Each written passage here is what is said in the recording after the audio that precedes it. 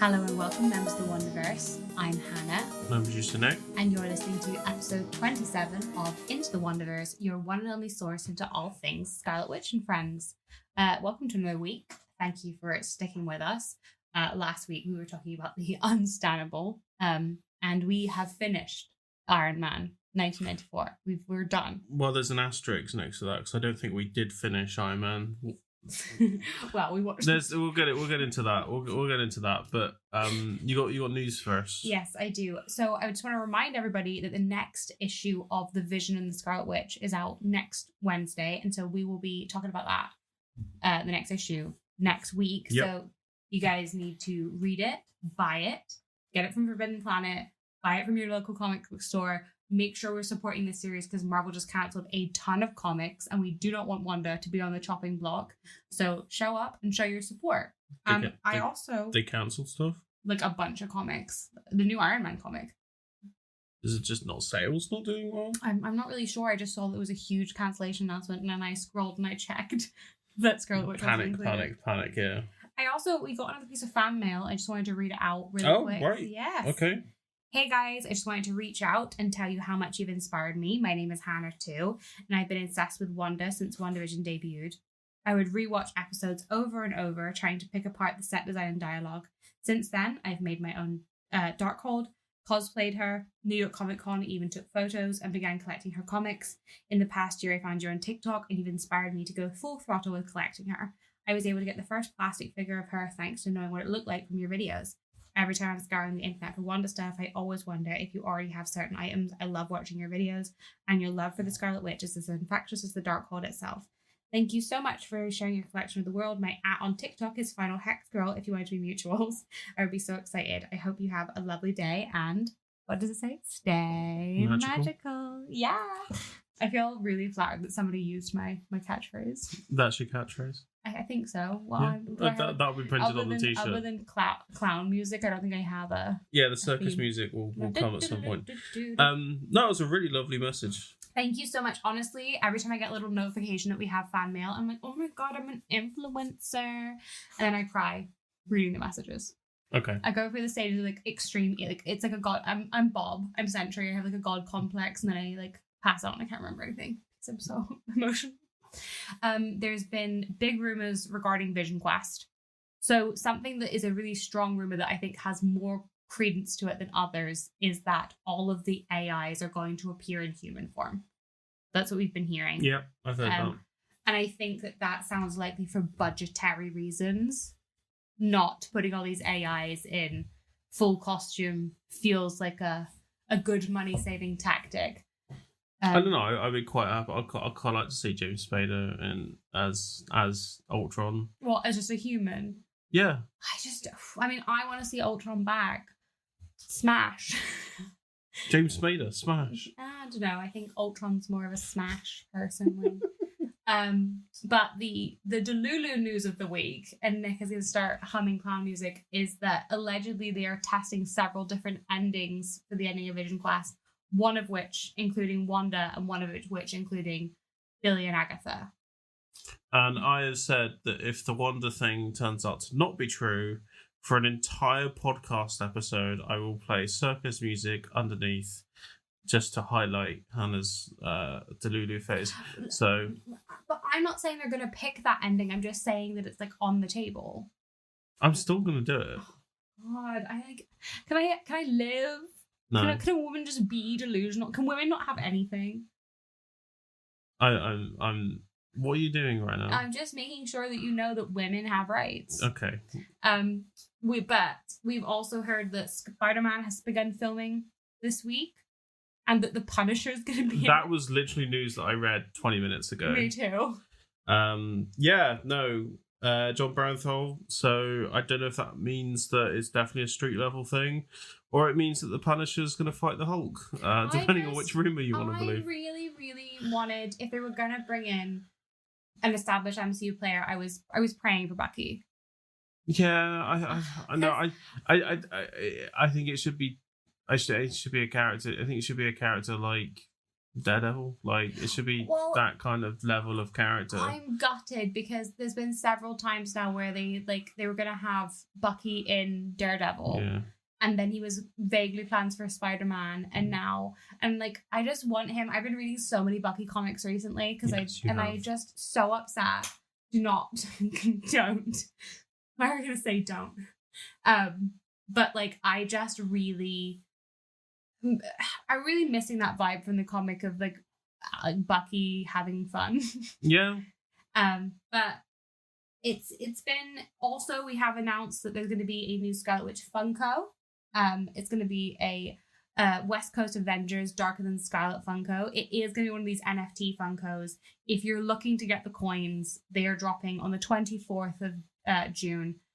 Good luck, and may the odds. Am I allowed to speak my thoughts on NFTs? No. Okay. We will speak our thoughts once positive manifestation has happened. Okay. That's how we're going to say that. Okay. We'll see how the 24th goes, and then we'll speak. Because I have thoughts on the whole I know crypto bros me thing. too. Okay. But you know what? We love manifestation. We love that. But fuck AI. Yeah. Just really quick. Just so everyone knows. Fuck AI and fuck Ultron, I guess. You got me there. You've got me there. And the rumor is that we're also getting a new Scarlet Witch Legend figure in a 2-pack with Vision in the Crossing outfit, which is the outfit from ForceWorks, but like slightly updated. Okay. Which you haven't seen yet, but I will show you what I'm talking about later. Okay. But I'm praying this is true. If Hasbro, if you're debating on it, get on it. Release it now. Drop the figure. I'm ready. My body is ready to receive that. Is that all your news? Yes. Right. I have a little bit of news. Oh, go for it, King. So, because we've been talking about the Iron Man 90s TV show, and I guess this is a nice segue into the main talking point. One of the talking points we've got coming this episode. The Spider-Man 1994 series that I was much beloved to myself. They've announced what do you call it? Like a sequel comic series, which is kind of like the Buffy comic. You know, Buffy continued on. Yeah, kind of like the Buffy thing, where it basically continues on the story from basically the cliffhanger they got on season 5. Problem is, I won't say problem, but John Semper, who was the guy that basically show ran Spider-Man 94 and was its kind of singular creative voice, and very much focused the show, isn't involved. It's a totally different writer team. He has come out and said that Marvel haven't asked him. He finds it quite weird that, Marvel at the end of the day haven't acknowledged his kind of contribution. At the end of the day, he was the guy that came up with the Spider-Verse before anyone else. And yeah, this whole thing. And anyway, so I'm a bit kind of gutted. It's just going to be a comic book series. I think there's definitely a market there for it to be an animated relaunch. Christopher Daniel Barnes is still going as a voice actor. Don't know why he can't, carry on. I think it'll probably be because they've got Brand New Day and Spidey and His Amazing Friends already. Possibly. I think there's a definite maybe. Yeah. It's not Brand New Day. That's the new Spider-Man movie. It's Friendly Neighborhood Spider-Man. Yeah, sorry. Season 2, sorry, yeah. Just so yeah, no, I'm a bit gutted. It's not like a full-on animated show, but at the end of the day, we are kind of getting a sequel comic series. But also, like, John Semper did actually get to do his kind of ending in like a series of like radio plays years ago, where he got to kind of finish off the story, which kind of involved time travel, Madam Web, and Jack the Ripper. Yes. And the Hobgoblin was quite a cool kind of concept. So it'd be interesting to see what this different writing team does with that. Which kind of brings me into talk about Iron Man series. So it was obviously, we said before that when they made season 2, they made major changes, and it is very different in terms of even like obviously not completely different animation style, but they've made. Oh no, it's a step up, 100%. It's a step up. Like, it's a completely different animated studio, a completely different writing team. I said last episode I would find out what happened. I can't find anything as in terms of what happened as to why. I can only assume it was just due to creative differences, or I think from my educated guess would be the reception to the X-Men show, the Spider-Man show, and maybe the Fantastic Four show at the same time kind of have these coherent voices, and the Iron Man season 1 did not have that. So I think maybe Iron Man season 2 was definitely an effort into kind of making it a bit more. I do think there's a different stylistic choice. Obviously, I'll come clean. I only watched 3 episodes of season 2, and I never have seen the other parts of this season because she's not in it. Yeah, I said I was going to watch the whole of season 2, didn't do it because season 1 just kind of like really upset me, and I was like, I really cannot be bothered to go through the whole season 2. It has a much better theme song. It's much better theme song. I think the animation's definitely better.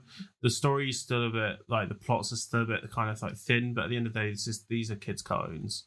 It kind of got to hold that to its own. But like at the end of the day, like the animation in the finale that we watched, I think was the animation also, and that was pretty good. Characterization was better than the first series, especially in terms of like, I'm going to give it to Clint Barton. Clint Barton was my favorite character for these.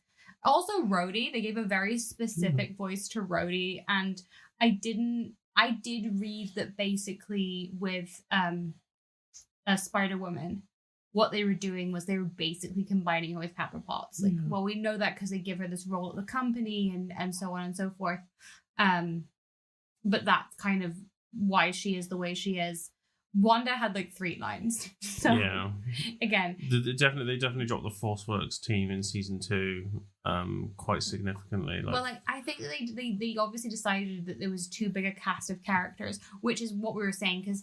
And I mean, Clint calls Tony on everything we said about season 1 in like the finale. He's like, basically, you and get in the into first trouble. episode as well. Yeah, he's like, you get into trouble, and then you're like, I can do this alone, and then you need us, and then a second afterwards, you fuck off again. Yeah. And which is true. I would say that they were definitely going for this kind of like very cool sort of grungy vibe for Tony. He's got this long hair, mullet, like a mullet moment, and then like they were going for a much like heavier metal intro. And again, we don't know the rest. Basically, we watched the 2 episodes of the season that have the ForceWorks. And no, I meant the Mandarin. I keep wanting to say the Mandalorian because that's a totally different show. Mm-hmm. And poor MODOK. They gave him backstory for what? Again, I would say that the 3 episodes we watched of this were significantly better quality, though the obsession with putting like kind of Chinese music. I mean, it's just general kind of 90s cartoon stuff. Like, yeah, I mean, if memory serves, Teenage Mutant Ninja Turtles did it with anything involved with Shredder. So yeah. Memory serves, but like I mean, I think I actually think I might actually sit down and actually watch season 2 all the way through, just to kind of say I have and kind of have that kind of crossed off. Yeah, I thought it's really interesting. As I know you haven't seen Avengers United Stand, but it's very interesting to see this 90s to early 2000s characterization of Clint Barton compared with the Clint that we've kind of had in the MCU, because again, I've been reading a lot of like Winter Hawk content, so that's Bucky and Clint, and how funny their relationship is. And it's Clint's very aggressive in the 90s for whatever reason. They decided that like, I mean, all men in the Avengers are pretty assholey is something that is kind of a comic book staple because Hank Pym sucks. I mean, he does anyway. Yeah, but like he just historically sucks. No, that's what I mean. A lot of the men in the Avengers historically suck. Like Pietro sucked when he first came in. Like he's a bastard. Like he is. And so, you know, it's not out of place, but it was interesting to see this version of Clint that we haven't gotten in the MCU, and I think they tried to put in a bit more in Hawkeye. But I would love. It just makes me miss cartoons in general, like that can explore those kind of comic-y storylines that are a little bit more outlandish than. Yeah, we've got Fin Fang Foom and his brothers. The Fin Fang Foom, his brothers being businessmen, sent me. hilarious content, iconic. I love that. You know, if the storylines were a little bit more coherent, I could deal with the camp. Like, that to me, good writing. Bing Fan Foom's brothers have just been businessmen for like 500 years. I think it was a good idea. I love that. Idea. But why didn't Bing Fan Foom do it? Like, why was it again? You wonder why, but the questions will never be answered, and so you gotta let it go. And now I promised something on Twitter. You didn't know I was going to do this. I promised something to the Twitter audience. I just want to know where you stand in the Sam Bucky divorce. Oh, this is post Thunderbolts. Yeah. Do you think that they're going to get divorced, or do you think that they can work through their relationship problems? I think they're getting divorced. Really? You think they're going to be divorced? I think Doomsday / Secret Wars will be a messy divorce. But do you ship Sam Bucky? No. I don't think I do. No, you don't. What? Do you think Bucky Barnes is gay? Does it matter? Yeah. Well, no, Speak on it. I don't know. Maybe bi. You think bi? Yeah. Okay. So, and who do you think that he should be with then? If you don't think Sam? Honestly, I don't know. Did you see the Stucky? Have you ever come across Stucky before? Do you know about Stephen Bucky? What were you doing right now? I'm asking you the hard questions. You're asking me that. You put me under the spotlight here. You're not prepared me at all. No, that's the point. People wanted this. The people wanted this. Uh-huh.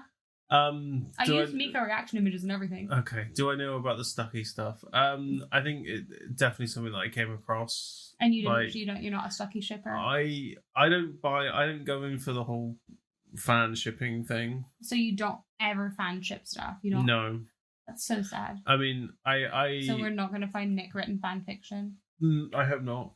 No, the fan shipping that I kind of came across a lot, just purely because that's what was on the forums that I was kind of visiting, was the Sam and Dean stuff from Supernatural, which is that is what you Wincest as your anything involving them and the Castiel and Crowley, like that's what I came across. I really thought you were going to say Deadpool and Spider-Man. I did not think we were going to come to Wincest. No, it was the Wincest stuff. Right. Yeah. So that was the kind of thing where I saw it and I was like, well, I'm putting down my computer for a long time and not picking it back up again. That's enough internet for me for one day. Nick doesn't have an AO3 account. That's what we can glean no, from I do not have an AO3 account. I just think I'll check in with you. Maybe send some edits your way and see if we can sell. If you have your best fan edits of your favorite ship, send them to me and I will send them to Nick and we'll get his feedback next week. Please send. I don't understand how this is Scarlet Witch related. His favorite is he really loves Tony Blair and Gordon Brown fan videos. I also send him Trump and Elon ones sometimes. But yeah, best fan edits. I mean, send Wanda ships if you like. Send me all your favorite ship edits and I will send them to Nick and we'll get them to he'll react next week. Thank you for that. Can I You can get back on track now, yeah, but I get back on track? So the Iron Man cartoon. I mean, not being used. She's not in it season 2 at all. She has a red stripe in her hair. She's also got like her costume has with a little bit changed. It's giving Cruella de Vil a little bit with the black, like it's blue. The hair is blue with like a red stripe in it. Yeah. It's a look. It's certainly a choice because it makes her look so deathly pale that it is unbelievable. If you're looking for a cartoon that she's in. Not that. No, not this one. I think overall I'm going to give the series a solid 4 out of 10. Yeah, maybe lower. I'm like a C-. Okay. Season 1 really lets it down. I'm sure if I get through season 2 at some point, then it might bump up to like a C or maybe even a C+. I'm literally giving it a point based on how good Clint is in it. That's a point it's getting right. Well, like the most yeah. Well, I don't think it's bad. Like there are definitely like worse cartoons out there, but season 1 was rough, and season 2 was a definite step up. That like the animation, like I said, like in the finale, there was some really good frames. Yeah, there was really really good stuff there, and there was definitely like you can kind of this is me being a bit of an animation nerd, you can definitely see a stylistic shift between the early 90s, like the 80s and early 90s kind of stock footage kind of usage that we got in season 1 to the more kind of fluid, dynamic animation, a bit more characterization, a bit more artistry coming through in like the late 90s, early 2000s. Like the Cartoon Network kind of influence kind of coming through. So yeah, that was pretty cool to see. So yeah, I mean, we'll get on to.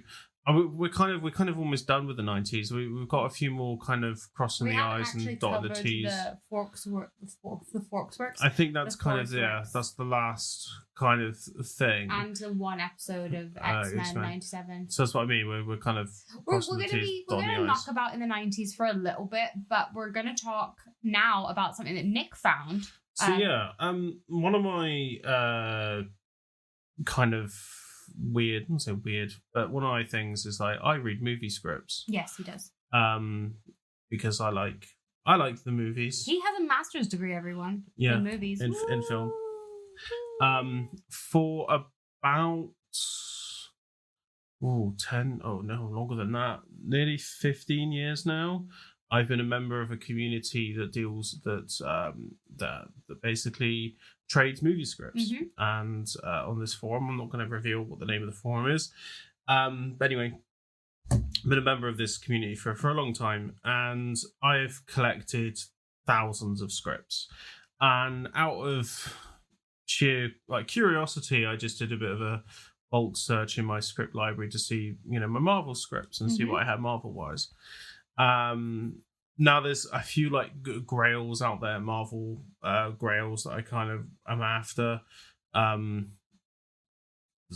Catherine Bigelow, who did Point Break and The Hurt Locker. Yeah. She wrote an X-Men treatment back in the early 90s that was meant to be directed by James Cameron, very briefly. There's obviously, everyone knows the story where James Cameron was going to direct Spider-Man with Leonardo DiCaprio.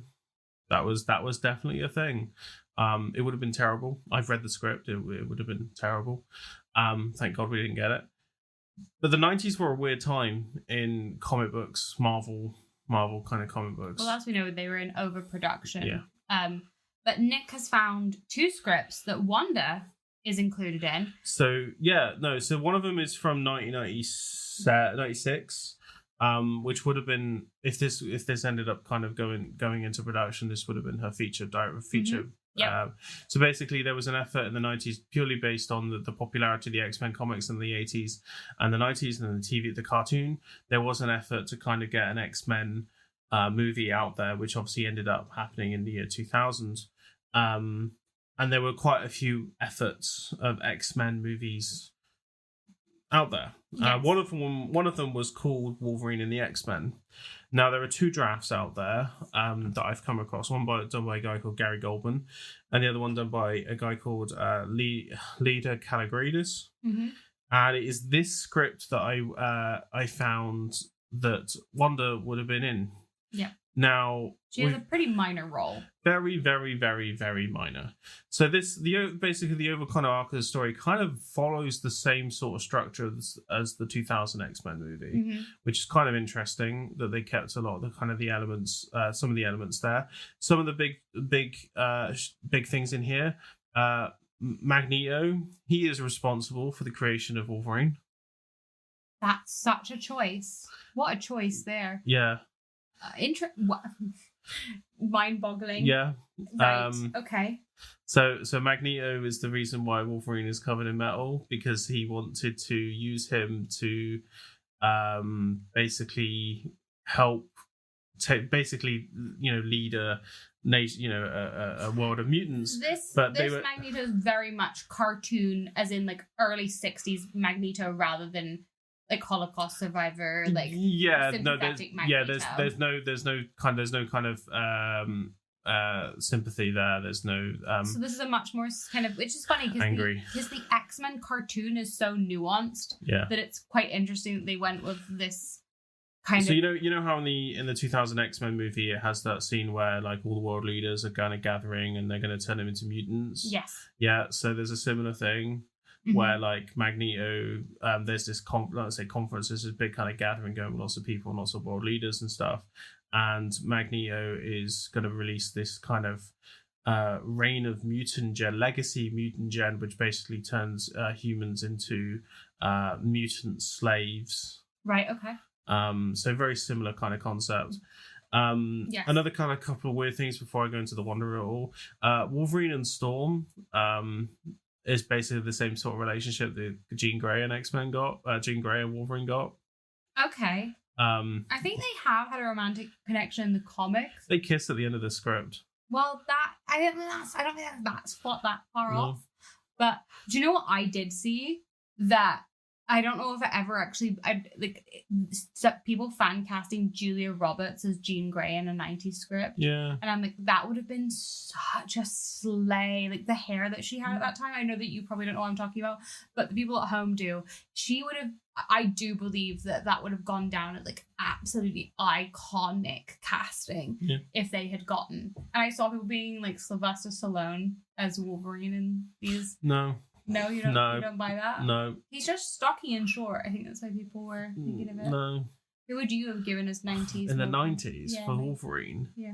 Danny DeVito. Serious answer. I don't know to answer that question. Okay, well then maybe don't make fun of it. Okay, I wasn't making fun of the fan cast. I was just saying no, thank you. But what do you think of Julia Roberts as? Sure, like the hair, definitely. Yeah, and I just think that she's got that kind of the cunty walk personally. The other thing, one of the other things about the script, so the 2000, one of the things that kind of carried on over to the 2000 era. So film was we had Rogue being very much the introduction into the world of the X-Men. In this one, it is Jubilee or Jubilation, as she is called. Yeah. She's called Jubilation Lee. That makes sense. In this script. And she's kind of like the introduction. I almost think that makes more sense than Rogue. I know that Rogue did come in very young to the X-Men comics, but Jubilee is such an innocent. I think that's a very good, and also I think having a character who is a person of color as your point of entrance would have been very, very good. There isn't a reference. I'm pretty sure there isn't a reference to any kind of her heritage in the script. That's fair. The only kind of thing going on is Storm being black. That's the only thing in there. Anyway, so the kind of the wonder of it all. She shows up on roughly like page 47 first off, where there's this Senator Grant. Basically is accusing Magnus of ruining his plan for, trying to capture all these mutants because mutants are evil, like yada, yada, yada. Magnus reveals himself to be the leader of the Brotherhood of Mutants. And the door opens, and he goes, behind Magnus' desk, a hidden door slides open with a whisper of well-oiled metal. 5 mutants move from the doorway, flanking Magnus with practiced precision. Magnus, the legacy mutagen alone won't be enough. We know Sabretooth, clearly the leader of the group. Pyro, skeletally skinny, an orange tank strapped to his back. Blob, immensely fat, his blubber seems somehow inhumanly solid. His face is simple like a child's. Scarlet Witch, a stunning beauty in satanic red, and Mystique, a lithe woman with auburn hair and bluish skin. That's her introduction. And there is no reference in this entire script to her being his kid either. Nope. There's like no. She's very much here to be like the sexy bad girl. Yeah. Which is the same with Mystique. They're doing the same thing twice. Yeah, but basically Mystique and Scarlet Witch. She's not actually called Wanda. She's just called Scarlet Witch. Yeah. Are basically doing the same thing. Yeah. They kind of build up. They kind of do a little bit of rivalry between Storm and Scarlet Witch. Yeah. There's a fight sequence that happens on page 89. Storm raises her arms and is knocked back by a psi blast. Scarlet Witch stands over her laughing. Not much use when you can't wave your arms around, are you? Storm punches Scarlet Witch, then kicks her in the chest. I do all right. And then that's Wanda's contribution to this to this. I'm kind of really glad this wasn't her on-screen debut. And then that's kind of it. Like, there's no Pietro. I just think I'm really glad this wasn't her introduction to live action. Yeah, she has a little bit of a moment between with her and Gambit.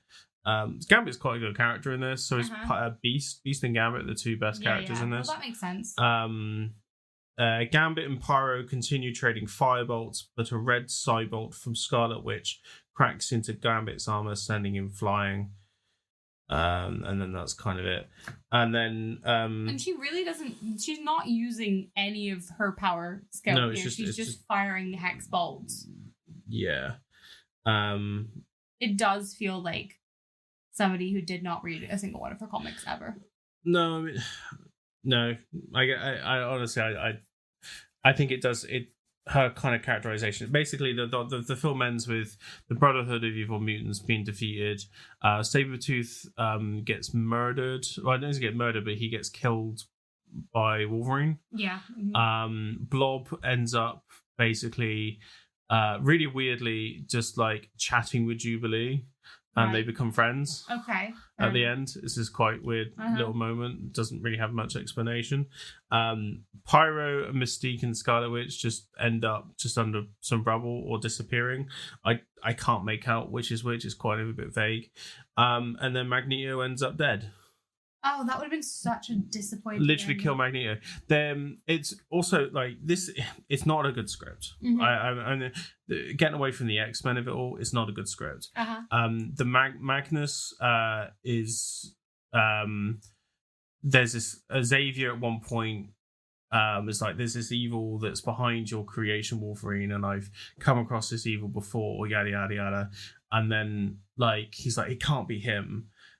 And I go, okay, there's clearly some kind of backstory between Xavier and Magneto going, or Magnus going, or Magneto. And then it's like referenced once in their conversation. But I thought you were dead. And Magneto's like, no, I'm not dead. Yada, yada, yada. I'm yada, yada, yada, in quite a lot. I'm doing Seinfeld because it's the 90s. And it's not referenced again. It's not referenced again. Xavier, the mansion, the X-Mansion gets blown up. Of course. This script, they were really just going for boom, boom, boom. Yeah, it's not a good script. It's not a good script. So I'm quite glad that we didn't get this, but it's interesting to read this from 1996, and then 4 years later we got the X-Men movie from 2000 because there's a lot of elements that are very, very similar. I guess it's kind of a polished version of this in some ways. Yeah, it'd be interesting. I mean, I kind of am intrigued to read the Gary Goldman script, which I've skimmed through, and I can't see any reference to Wanda. Mm-hmm. But it's like interesting that it's called Wolverine in the X-Men, and it's very much like Wolverine is the introduction to the X-Men. Wolverine is the main character. But the thing is, like, Wolverine was never the main character of the X-Men. No, it's Scott Summers. Yeah. I do think it's interesting that obviously that has happened, and again, MCU we're still till he's 90. Yeah, till he's 90. So I think it's interesting that the impact that, you know, Hugh Jackman's, but even before Hugh Jackman's Wolverine, which we kind of cite as the reason why Wolverine's been so centered, but obviously it was still going on before that. I wonder if it's that people just really identify with Wolverine. I'm a girly, so I don't really get it. But you've got another script, haven't you? And I had seen the Wolverine, the X-Men script. I have not seen this X-Men 3 script that apparently also has Wonder in. So I'm really curious what this is going to be and if I'm going to like it. So I've skimmed through this because I literally found this one very recently. Found this one kind of like yesterday. Because I went through my forum again to kind of do another round to make sure I wasn't missing anything. So this is an X-Men 3 script dated 11th of July 2006. This is draft number 6, written by Dan Marcus, based on the screenplay by Simon Kinberg and Zach Penn. So this would have been the follow-up to X-Men 2. It feels there is a lot of elements that are very similar. Wanda is a character in this, so she appears page 40, where